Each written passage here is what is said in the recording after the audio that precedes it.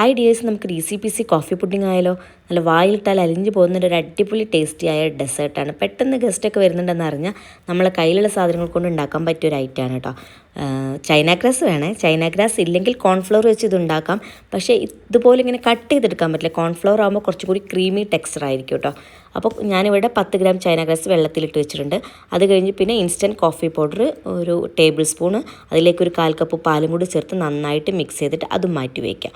പിന്നെ നമ്മുടെ ഒരു പാൻ അടുപ്പത്ത് വെച്ച് അതിലേക്ക് 1/2 ലിറ്റർ പാൽ ഒഴിച്ചു കൊടുത്തിട്ടുണ്ട്. അതിലേക്ക് ആവശ്യത്തിന് പഞ്ചസാര അല്ലെങ്കിൽ കണ്ടൻസ്ഡ് മിൽക്ക്, ഇത് രണ്ടും കൂടി പകുതി ചേർത്ത് കൊടുക്കാം.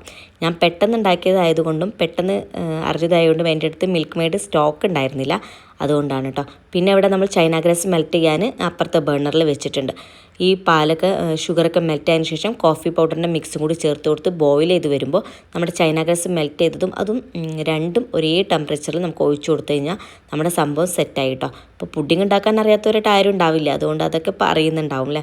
അപ്പം നമ്മുടെ സെർവിങ് ബൗളിലേക്ക് ഒഴിച്ചു കൊടുക്കുക. എന്നിട്ട് ഗാർണിഷ് ചെയ്യാൻ നിങ്ങൾക്ക് ചോക്കോ ചിപ്സോ കൊക്കോ പൗഡറോ ബിസ്ക്കറ്റ് പൗഡറോ എന്ത് വേണമെങ്കിലും യൂസ് ചെയ്യാം. ഞാനിവിടെ ബൂസ്റ്റ് പൗഡറാണ് യൂസ് ചെയ്തത്. അതുകൊണ്ട് ഞാൻ തണുപ്പിച്ച് കഴിഞ്ഞ് വന്നപ്പോഴേക്കും അത് നന്നായിട്ട് മെൽറ്റായിട്ട് ഇതുപോലെ ആയി കേട്ടോ. നന്നായിട്ട് കട്ട് ചെയ്ത് കഴിക്കാൻ പറ്റുന്ന ഒരു ടെക്സ്ചർ ആയിരിക്കും കേട്ടോ. ഇനി ചൈന ഗ്രാസിന് പകരം നമ്മൾ കോൺഫ്ലവർ മിക്സ് ആണ് ചേർക്കുന്നതെങ്കിൽ കുറച്ചും കൂടി ക്രീമി ആയിരിക്കും, നമുക്ക് ഇങ്ങനെ കോരി തിന്നണം പറ്റുന്നതായിരിക്കും. അപ്പോൾ ഒന്ന് ട്രൈ ചെയ്ത് നോക്കിയിട്ട് ഫീഡ്ബാക്ക് പറയാൻ മറക്കരുത്.